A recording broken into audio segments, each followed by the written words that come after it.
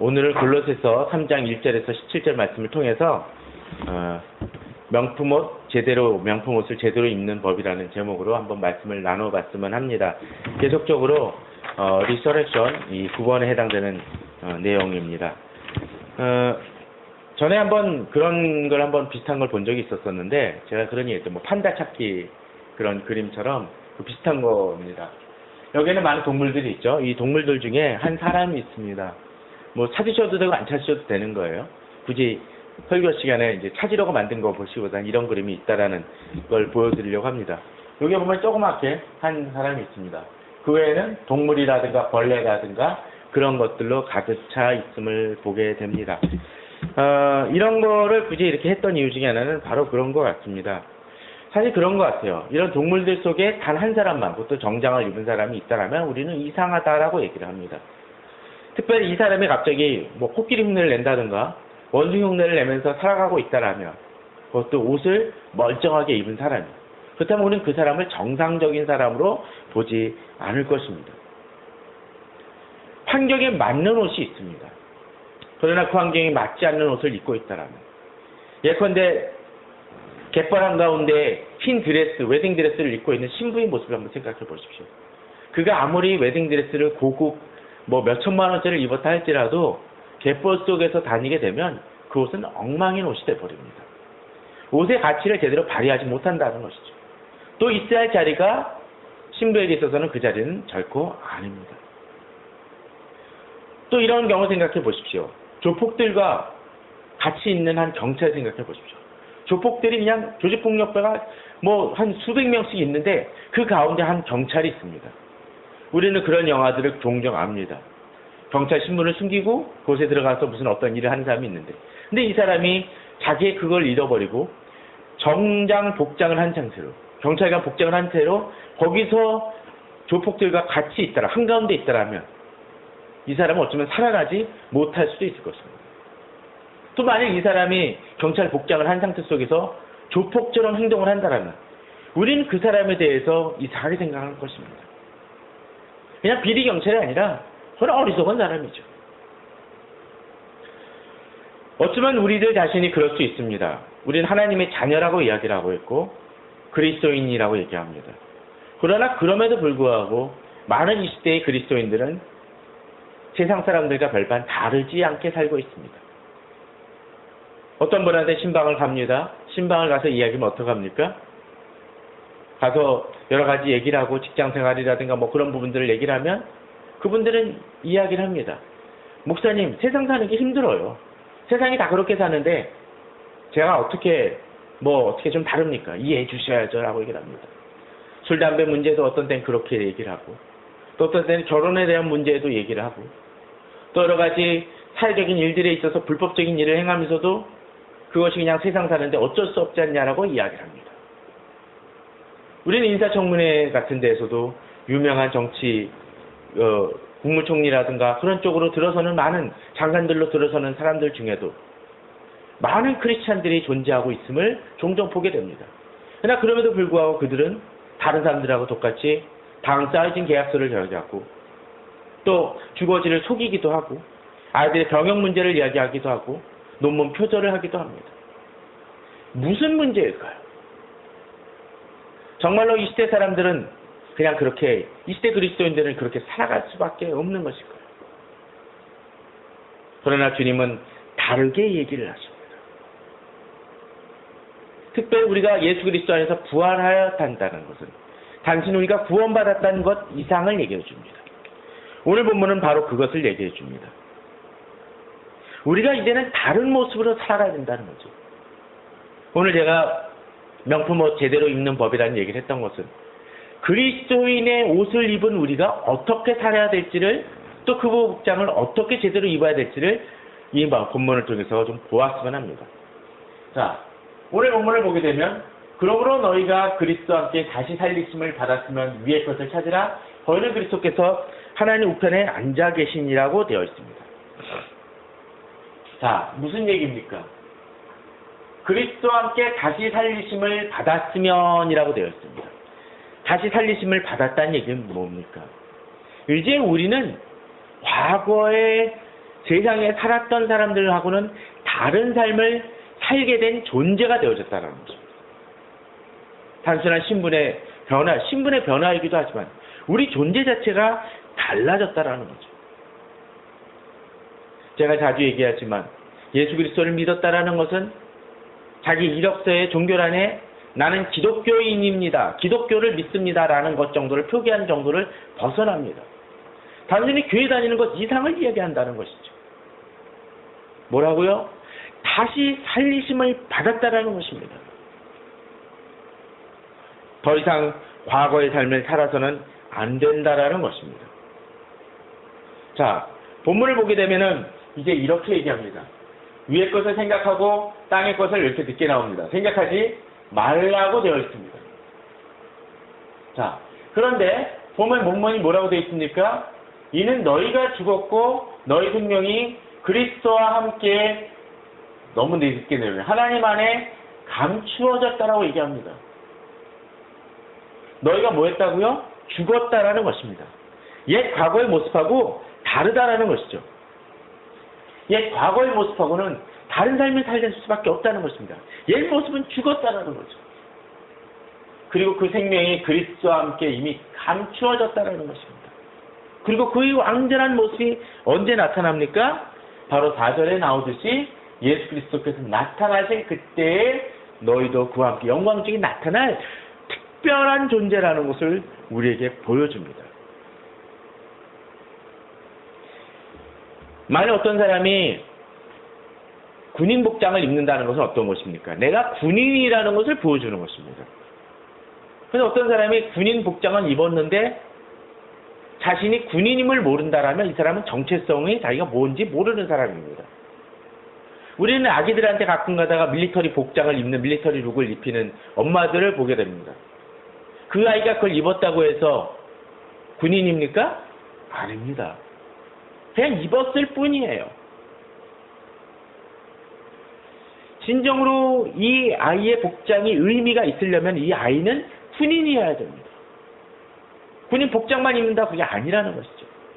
교회만 다닌다고 해서 이 사람이 그리스도인이고 이 사람이 하나님의 자녀냐? 아닙니다. 본문은 이야기합니다.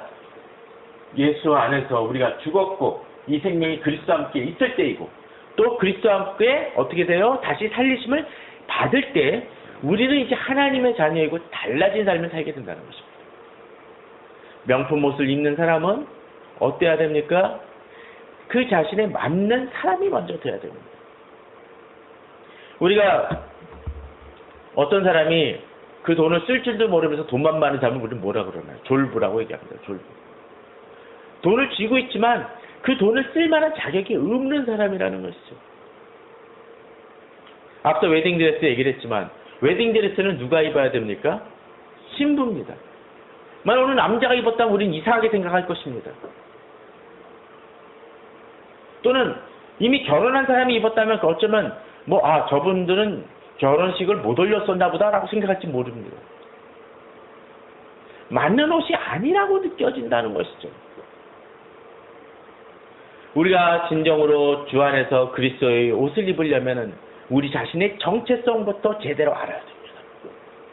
그러게 우리는 예수 그리스도를 제대로 만나야 될 부분이고 또 그 제대로 만나지 못한 사람들은 진정으로 복음이 무엇인지 예수 그리스도께서 나를 위해서 어떤 일을 행하셨는지를 우리는 깨달아 알아야 됩니다. 자, 본문은 또한 이렇게 얘기합니다. 우리가 옷을 입기 위해서는 또 하나 무엇이 필요합니까? 방금은 정체성을 깨달았다라는 두 번째 필요한 게 뭘 것인가? 옷을 입기 위해서 무엇이 필요할까요? 맞습니다. 벗어야 됩니다. 벗는다라는 것은 단순히 그냥 옷을 벗는 것 정도가 아니라 어떤 때는 더 필요하면 씻는 작업도 필요하겠죠. 본문은 얘기를 합니다. 뒤에 보면 뭐라고 되어 있습니까? 그러므로 땅에 있는 지체를 죽이라. 또 8절에서는 뭐라고 되어 있습니까? 너희가 이 모든 것을 벗어버리라라고 되어 있고 9절에서도 역시 옛사람과 그 행위를 벗어버리라고 되어 있습니다. 벗어버리라는 것이죠. 만약 어떤 사람이 옷을 두껍게 입은 상태 속에서 입으면 어떻게 됩니까? 무엇인가 쫄쫄이티 같은 걸 입으면 어떻게 할까요? 정상적으로 옷을 제대로 입을 수 없겠죠. 가끔 그럴 때 있더라고요. 요새같이 추울 때는 바지나 양복 바지나 이런 웃도리가 잘 안 맞을 때가 있습니다. 왜 그럴까요? 내복을 껴입어서 좀 두꺼운 옷을 입으니까 안 될 때가 있어요. 특별히 또 옷 사러 갈 때도 마찬가지 아닙니까? 옷을 사러 갔는데 무언가 입은 상태 속에서, 스웨터를 입은 상태 속에서 또 다른 어떤 것은 뭐 와이셔츠나 그런 걸 맞춰볼래야 맞춰볼 수가 없겠죠. 특별히 그런 좋은 옷을 입으러 갔는데 내가 옷이 더러운 상태, 뭔가 이래가지고 아주 지저분해가지고 막 때가 묻어있고 얼룩이 묻어있는 상태 속에서 그 유명한 그 옷 가게 가가지고 그 옷을 한번 입어보겠습니다라고 하면 입혀주겠습니까? 안 입혀줄 것입니다. 왜요? 내가 그 옷을 입기 위해서 먼저 벗어야 된다는 것입니다. 이 시대 그리스도인들의 문제 중에 하나는 바로 이런 것이 있습니다. 벗지 않는다라는 것입니다. 벗지 않는다는 것은 무엇입니까? 계속적으로 지저분한 것을 끙끙 앓겠다는 것입니다. 내 것을 포기하지 못하고 살아간다는 것입니다. 그 속에 변화는 없습니다. 달라지는 것은 없습니다. 진정으로 변화되기 위해서는 어찌해야 됩니까? 벗어버려야 됩니다. 여기서 벗어버린다는 것은 어떤 것을 얘기합니까? 땅에 있는 지체를 죽이라고 얘기합니다. 또 무엇입니까? 이 속에 있어서는 어떤 성품적인 것도 있습니다. 분함과 노여움과 악의와 비방과 너희 입에 부끄러운 말이라고 되어 있습니다. 그리스도인들에겐 이러한 것들이 적당치 않다라는 거죠. 그럼에도 불구하고 이 시대 사람들은 예수성의 모습들을 살아갑니다. 어떤 데는 목사마저도 강단에서 함부로 이야기하는 사람들이 있습니다. 욕설을 섞거나 또는 안 좋은 이야기들을 예화라고 얘기하고 성도들이 강하게 표현하기 위해서 그런 용어들을 사용하는 것이 있습니다. 아닙니다. 그리스도인은 달라야 됩니다. 땅에 있는 지체를 버리고 그 더러운 것을 벗어버릴 수 있어야 됩니다. 왜? 그것은 옛사람과 그 행위, 옛것이기 때문에 그렇습니다. 자, 본문에 또 하나 그런 게 있습니다. 5절도죠. 땅에 있는 지체를 죽이라 했을 때 어떤 것입니까? 음란과 부정과 사역과 한정욕과 탐심입니다. 우리에게 있어서 이 시대에 구분되는 삶이 필요합니다. 이 시대 많은 문화들은 음란과 어떤 정욕적인 것들이 너무 많이 등장을 합니다. 이 시대는 내 정욕이 또는 내 욕망이 이런데 어쩔 수 없지 않냐라고 이야기하는 사람들이 있습니다. 그러니까 교회마저도 그 기준이 많이 달라집니다. 사람들의 모습 속에 있어서 허용치가 점점 높아지는 모습들이 있습니다. 옛시대는 허용치 않았던 악한 것들마저도 수용하는 모습들이 있습니다. 자, 그럼 오늘은 어떻게 해야 될까요? 그냥 옛 잣대로 그냥 다 잘라버리고 당신 이거 했으니까 옛날에는 그랬었어요. 교회에서 다니는 사람이 뭔가 문제가 있으면 어떻게 합니까? 성찬식을 금지하는 일들도 했었죠. 또 심지어는 제가 어떤 목사님은 자기 청소년 때 먼 교회에서 실수를 해가지고 목사님이 예배 시간에 세워놨다고 하더라고요. 저는 그런 것이 꼭 옳다고 얘기하는 것이 아니라 어떤 때는 이 시대는 교회를 두려워하지 않는 시대, 하나님 말씀에 대해서 두려워하지 않는 시대가 되어졌어요. 그러니까 시대가 악함으로 인해서, 전반적인 시대가 악함으로 인해서 그 부분마저도 어느 정도 품어지고 관용해 주는 것이지 그 틀린 것이 옳은 것은 아니라는 것입니다. 우리는 회복해야 됩니다. 경건이 무엇인지 알아야 됩니다. 내가 하나님 앞에 섰다라는 것이 무엇인지를 알아야 됩니다. 오늘 큐티를 하면서 참 그런 생각을 많이 했습니다. 오늘 큐티에 보게 되면 한 바리새인이 예수님을 초청을 합니다. 그리고 식사를 나눠요. 그런데 우리가 잘 아는 한 여인이 나타나서 어떻게 합니까? 눈물로 예수님의 발을 적시고 머리카락으로 닦고 그 발에 입을 맞추고 옥합에 든 향유를 붓습니다. 자, 한번 생각을 해보십시오. 지금 사실은 이 바리새인은 엄청난 실수를 행합니다. 아니, 무례를 행합니다. 무엇이었습니까? 그 당시 이스라엘은 어땠습니까? 먼지가 많이 난 곳이었습니다. 그 신발이 어떤 것입니까? 뭐 요새식으로 따지면 슬리퍼 같은 것이죠. 그 발이 어떨까요? 지저분합니다. 손이 지저분합니다. 뭐 어떻게 하나요? 발 씻을 물을 내옵니다. 손님을 초청했을 때. 근데 이 사람은 그것조차를 안 했습니다. 왜 그랬을까요? 저는 곰곰이 생각을 해봅니다. 예수님을 초청은 했지만 이 사람은 예수님에 대한 예우 자체가 할 생각이 없었던 사람입니다. 왜? 예수님은 갈릴리 사람입니다. 나사렛 사람입니다. 제대로 배우지 못한 분입니다. 요새 이 식으로 얘기하면 아마 학교를 제대로 다니지 못한 사람입니다. 목수의 아들입니다. 그런데 그분을 통해서 역사는 일어나니까 대우는 해주는 거예요. 나름. 자기 나름으로. 그러나 무시하는 것입니다. 그에 반해서 이 여인은 그 예수님 앞에서 철저하게 무너집니다. 그런 더러운 발을 눈물로 적십니다. 그럼 이 눈물이 한두 방울 떨어졌을까요? 통곡을 했다는 얘기입니다. 물론 과장돼서 뭐 만화에서는 막 눈물이 막 폭포수처럼 떨어지지는 않았겠지만 그 눈물이 어느 정도인지 아마 느껴집니다. 눈물이 쏟아졌을 거예요. 그리고 그것을 머리카락으로 닦습니다. 자기 머리카락이 어떻게 되겠어요? 그런 자신이 얼마나 주님 앞에서 죄인임을 압니다. 그런데 그걸 보고 바리새인은 이야기를 합니다. 속으로 이야기를 하죠. 이 사람이 선지자였다면 이 여인이 어떤 여자인지 알 것이다. 어떤 죄를 범했을 것인지 알 거라고 얘기합니다. 그런데 이 사람의 표현을 통해서 이 사람이 예수님 어떻게 생각하는지 압니다. 선지자였다면이라고 얘기하고 또 예수님이 물으니까 뭐라고 하는지 아십니까? 선생님이여라고 얘기합니다. 호칭은 그 사람을 상대방을 어떻게 여기는지 알게 만들죠. 선지자였다면이라는 얘기는 뭡니까? 선지자 아닌 것 같은데 또 정말로 선지자였으면 저런 행동 안 했을 거라는 얘기는 예수님에 대한 예우 자체가 없었던 사람입니다. 예수님을 하나님의 아들로 알았던 사람이 아니라는 거죠. 더더군다나 예수님을 뭐라고 불러요? 선생님이라는 것은 그저 랍비 정도에 지나지 않는다라고 생각을 했다는 것입니다.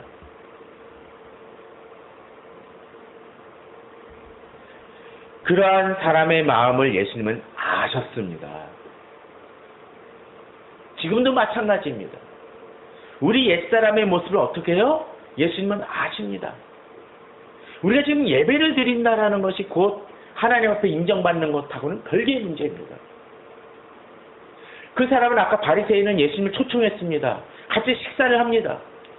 지난번에도 얘기했지만 예수님은 어떤 데는 10,000명 이상의 사람들하고 같이 어울며 또 그 사람께 설교를 하는 분이었습니다.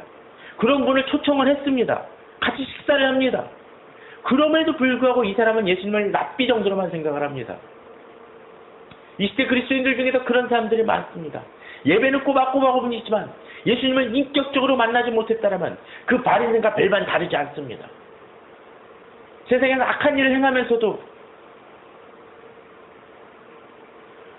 그 교회에 와서는 그냥 괜찮은 사람처럼 여깁니다. 작년인가 올해 미국에서는 좀 박스오피스에서는 아주 이례적인 일이 하나 벌어졌습니다. 워룸이라는 영화가 개봉을 해가지고 박스오피스 1위를 했습니다. 물론 약간 비수기였던 것 같긴 하지만 예외적인 일이었습니다. 사실 감독이 그렇게 유명한 사람도 아니었습니다. 근데 이 감독의 독특한 점이 하나 있습니다. 기독교인입니다. 그래서 계속 기독교적 영화를 만듭니다. 워룸이라는 건 뭐냐면 그 일종의 전쟁 지휘본부 같은 것을 얘기합니다. 근데 어느 할머니가 있습니다. 근데 그 할머니를 어느 부동산을 중개하는 한 여자가 와가지고 집을 이분이 팔려고 하니까 그 집을 조사하고 관계를 맺는 장면이 등장을 합니다. 자기가 가장 좋아하는 집 장소를 보여주겠다고 했는데 조그만 벽장 옷 갈아입는 옷방입니다. 근데 봤더니 거기에는 온갖 필기한 것과 의자 하나가 놓여져 있습니다. 이게 뭡니까? 라고 했더니 기도하는 곳이라고 얘기합니다. 기도하면서 여러 가지 문제들을 놓고 기도할 때 역사는 일어난다고 믿습니다. 그리고 그 여인에게 집을 팔러 온 여인에게 무엇보다도 중요한 것을 가르쳐 줍니다. 그 여인도 기도할 수 있도록 도와줍니다. 그 여인은 사실은 남편의 문제가 있었고 여러 가지 갈등의 문제가 있었는데 그 부분을 풀어나가는 얘기가 바로 이것입니다.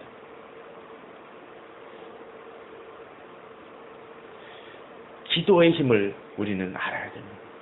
그 영화가 좀 독특한 건 바로 그거예요.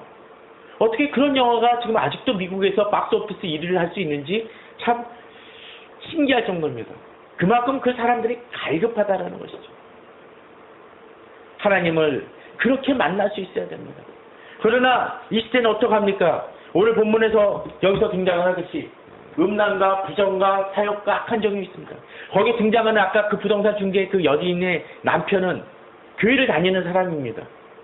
교회를 다니는 사람이지만 그 친구가 좋으려고 네 부부관계는 문제가 있다라고 지적을 하니까 이 사람은 얘기를 합니다. 너는 그 부분에서 터치하지 말아라.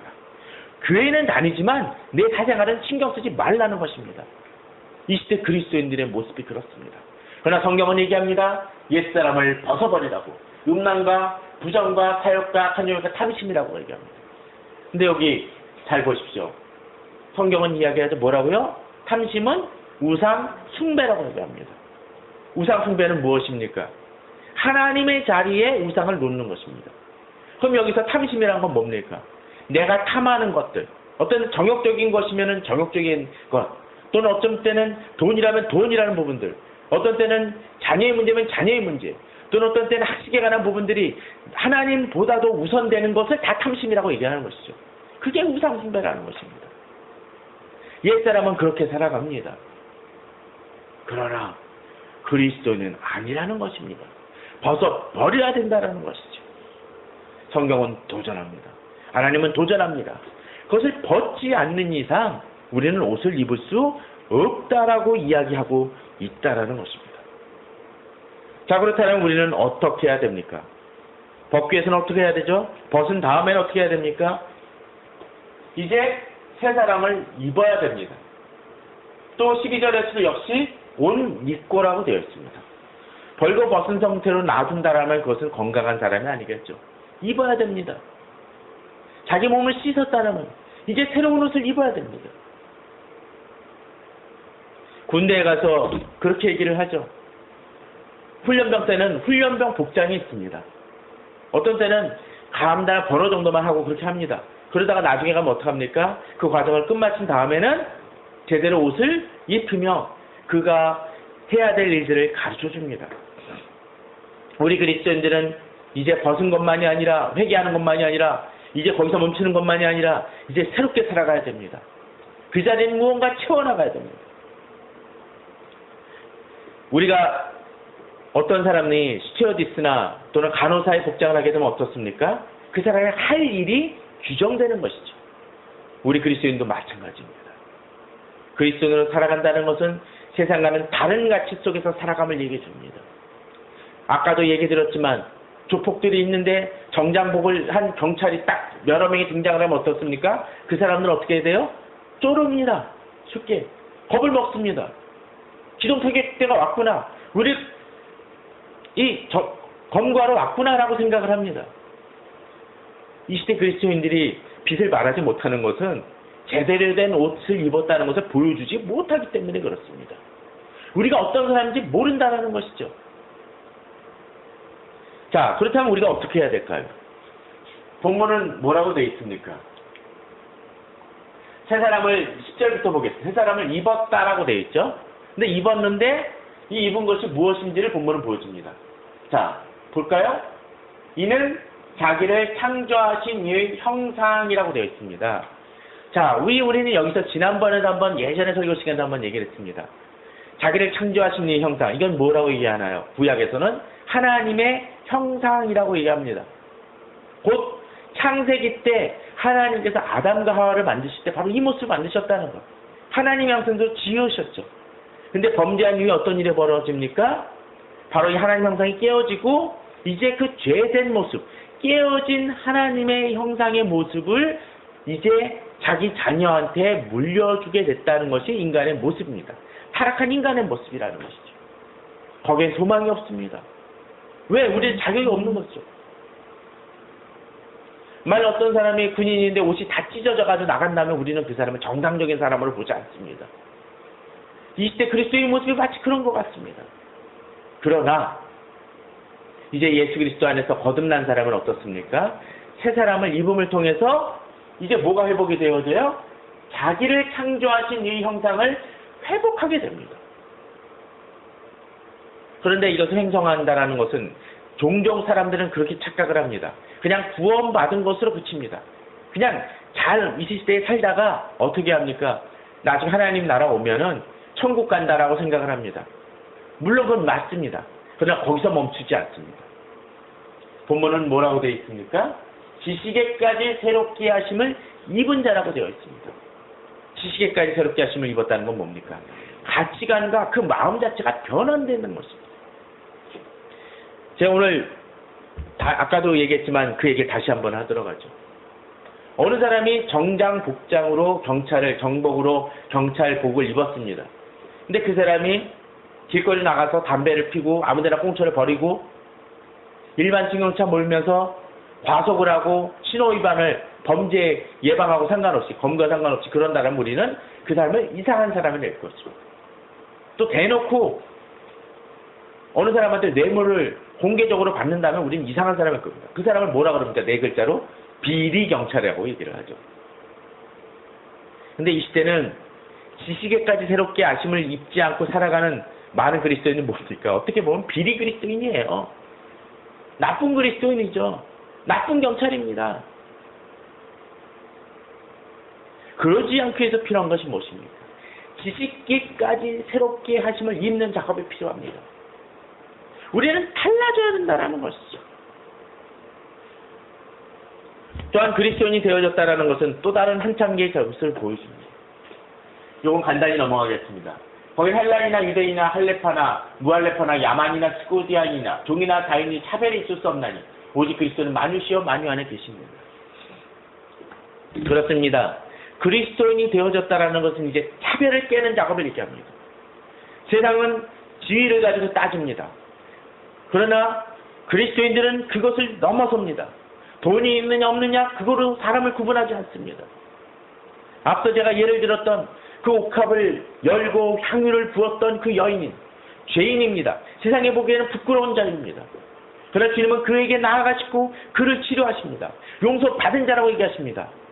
그리스도를 만나지 않았을 때는 그 여인은 죄인이었을지 모르지만 그리스도 안에서 하나님 되어진 하나님의 자녀된 되었을 때는 이제 더 이상 그녀는 그런 죄인 속에서가 아니라 그저 하나님의 자녀일 뿐입니다.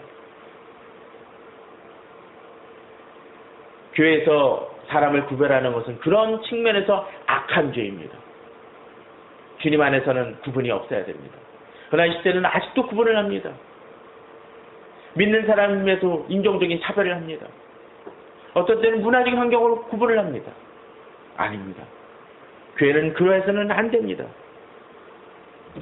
또한 우리가 그리스도 안에서 거듭났다는 것은 이제 새 옷을 입는다는 것은 무엇입니까? 요 4절 전에 그 14절 전에 또 여러 가지 구절들이 있습니다. 우리가 그러므로 하나님 택하사 거룩하고 사랑받는 자처럼 긍휼과 자비와 겸손과 온유와 오래 참음을 온 입으라고 되어 있습니다. 무슨 얘기입니까? 이제 우리에게 있어서 우리는 예전에 아까 음란과 악한 행실 그런 것들이 아니라 어떻게 해요? 바로 거룩하고 사랑받는 자처럼 긍휼과 자비와 겸손과 온유와 오래 참음을 온 입을 씻어야 된다는 것입니다. 앞에서 이야기했던 옛사람의 모습의 성품하고는 근본적으로 다른 모습이라는 것이죠. 주님 안에서 이러한 것들을 옷 입을 수 있어야 됩니다. 또 서로를 13절은 여기 나오지 않았지만 누가 누구에게 불만이 있거든 서로 용납하며 피차 용서하되 주께서 너희를 용서한 같이 너희도 그리하고라는 그 말씀처럼 우리는 달라진 삶을 살아야 됩니다. 그런데 사실 이런 것들을 행하기가 참 쉽지 않습니다. 내가 노력하지만 안 될 수 있습니다. 그렇지 않나요? 날 다른 사람이 용서할 것 같으면 잘 안 됩니다. 올바른 말려고 하지만 잘 안 됩니다. 그런데 이것을 가능하게 해주는 힘이 있습니다. 무엇입니까? 바로 사랑을 더하라고 되어 있습니다. 만일 우리 어떤 때 옷을 입는다고 쳐봅시다. 예를 들자면 제가 이렇게 바지를 입었는데 좀 커요. 그냥 걸어다니면 어떻습니까? 바지가 그냥 이게 불안하니까 힘들어요. 그거를 조여주는 게 뭡니까? 혁대라는 것이죠. 그 당시 이스라엘 옷도 더더군다나 그랬습니다. 헐렁한 옷이에요. 근데 그것을 잘 입을 수 있게 해주는 게 뭡니까? 띠라는 것입니다. 바로 사랑이 것을 견고하게 해줍니다. 내 의지나 내 능력과 또 내 성깔로 봐서는 그렇게 여러 가지 좋은 말이라든가 성품 부드러운 걸 하기 힘듭니다. 왼수 같은 저 사람을 만났을 때 용서하기 힘듭니다. 근데 그것을 가능하게 해주는 게 있어요. 뭡니까? 바로 사랑이란 요소인 것이죠. 그 사람을 사랑하려고 할 때 달라집니다. 그런데 그럼에도 불구하고 또 한 가지 문제가 있습니다. 우리가 사랑하려고 행하지만 사랑이 잘 안 된다라는 거예요. 그런데 이것을 가능하게 해주는 방법이 하나가 있습니다. 그것은 바로 이것입니다. 16절, 17절에 보면 그리스도의 말씀이 너희 속에 풍성히 거할 때 가능해진다라고 얘기합니다. 자, 생각해 보십시오. 풍성히 거할 때. 그럴 때 그러면서 모든 지혜로 피차 가르치고 권면하고 시아찬송과 신령한 노래를 부르며 감사하는 마음으로 하나님을 찬양하고라고 되어 있습니다. 또 무엇하든지 말에나 이래나 다 주의 쓰임하고 그러면 하나님 아버지께 감사라고 되어 있습니다. 근데 이 구절을 보면은 숨이 막혀요. 어떤 때. 아니 모든 지혜로 피차 가르치고 뭐 권면하고 이걸 내가 잘할 수 있을까라는 생각이 듭니다. 그런데 이 답이 바로 다른 성경 본문 속에서 등장을 합니다. 이 본문은 바로 어딘지 아십니까? 에베소서예요. 예전에 제가 한번 그런 비슷한 얘기를 했습니다. 골로새서나 에베소서는 무슨 서신이라고 한번 얘기를 했습니다. 쌍둥이 서신이라는 얘기를 많이 한다고 했습니다. 물론 주제는 다릅니다. 에베소서는 교회에 대한 가르침이 많이 강합니다. 그러나 골로새서는 그리스도의 어떤 중심 되심을 가르쳐주는 면들이 있습니다. 그럼에도 불구하고 이 부분은 비슷한 본문이 많습니다. 특별히 이 구절이 그렇습니다. 자, 여기서 어떻습니까? 그리스도의 말씀이 너희에게 충성히 거하며 여기부터 보십시오.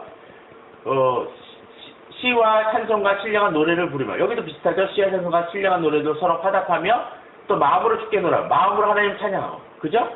또 무엇을 하든지 말해나 이래나 이걸 한꺼번에 줄이면 뭡니까? 범사죠. 여기도 예수의 이름 예수 그리스도의 이름으로 항상 하나님께 감사하며 그죠? 상당히 비슷합니다. 그런데 여기 성령의 충만함을 받으라는 구절에 해당되는 게 여기 뭘까요? 그리스도의 말씀이 너희 속에 풍성히 거하며 라고 되어 있습니다. 자, 여기서 그렇다면 무엇입니까? 그리스도의 말씀을 그냥 묵상하고 배우라는 것이 아니라 이 말씀은 살아있는 하나님의 말씀으로 성령 하나님의 주장하심으로 우리 자신을 변화시킨다는 것입니다. 종교 이것을 그냥 성경 공부 많이 하면 성령 충만하다는 것을 오인합니다. 아닙니다. 진정으로 성령께 내 자신을 내어드리며 그 말씀을 묵상하며 붙들 때 그 말씀이 내 속에 풍성히 거하며 그걸 통해서 어떻게 됩니까? 내가 변화된다라는 거예요. 내 의지나 내 능력 갖고 하는 것이 아니라는 것입니다. 앞서 많이 얘기했던 여러 가지 지식의 바뀌어짐과 여러 가지 성품에 관한 것들이 내 힘으로 절대 안 됩니다. 그러나 주님께 내 자신을 내어드릴 때 나는 달라집니다. 바로 그것을 본문은 가르쳐주고 있다는 것이죠. 그럴 때 어떤 일이 가능해집니까? 바로 본문 속의 17절처럼 무엇을 하든지 말이나 이래나 다 주 예수 이름으로 하나님 이름으로 하고 그러면 하나님 아버지께 감사하는 일들이 가능해진다는 것입니다. 그렇습니다. 새 사람을 입을 때 우리에게 필요한 것 중에 하나는 바로 성령 하나님이 나를 주장할 수 있도록 내어드리는 것입니다. 그러기 위해서 한 가지 또 필요한 것은 바로 그것입니다. 여기 주 예수의 이름으로 하고라는 그 말씀처럼 자 13절에 보면은 중간에 주께서 너희를 용서하신 것 같이 라고 되어 있고 15절에 보면 그리스도의 평강이 너희 마음을 주장하게 하라고 되어 있고 또 16절에서는 그리스도의 말씀이 너희 속에 풍성히 거하고 또 17절에서 주 예수의 이름으로 하고라고 되어 있지 않습니까? 계속적으로 얘기하는 게 뭐예요? 예수 그리스도 안에서 또 예수 그리스도 의지하며 예수 그리스도의 평강으로 하라는 얘기입니다. 곧 성령 하나님의 풍성히 거하고 성령 하나님의 충만을 유지하기 위해서는 그리스도 안에 우리 자신이 계속적으로 내어드려야 된다는 것입니다. 앞서 옛사람은 어떻습니까? 탐심은 곧 우상숭배니라는 그 말씀처럼 자기 중심 속에 자기 욕망과 자기 생각과 자기 정욕이 가득 차 있다라면 이제 그 자리에 누가 앉아 있어요? 예수 그리스도께서 주장하여 주시고 성령께서 나를 다스리시기 때문에 나는 달라진다는 것입니다. 옷을 입을 때 필요한 것이 바로 그것입니다. 저는 우리 성도님들이 바로 그런 믿음으로 나아가길 바랍니다. 그러할 때 진정으로 우리는 주님께서 우리에게 주신 명품을 바로 그것을 누릴 줄 압니다. 우리 이 시대의 그리스도인들은 자신이 입고 있는 옷이 얼마나 귀중한 옷인지를 알지 못합니다. 그 옷은 어떤 옷입니까? 예수 그리스도께서 보혈의 피를 힘입어 깨끗하게 하신 옷입니다. 그런데 그 옷을 세상 사람들과 똑같이 사람을 통해서 마치 웨딩드레스를 입은 여인이 그 신부가 갯벌에서 온갖 진흙을 묻히고 온갖 쓰레기 더미에 있는 것 같은가 별반 다르지 않다는 것입니다. 진정으로 우리가 어떤 존재임을 깨닫고 그 옛 옷을 버리고 새로운 옷을 입음을 통해서 성령 하나님께서 나를 주장하게 하심을 통해서 그리스도 안에 살아감을 통해서 진정으로 명품 옷을 제대로 입는 우리 성도님들 되시기를 주님의 이름으로 축원합니다.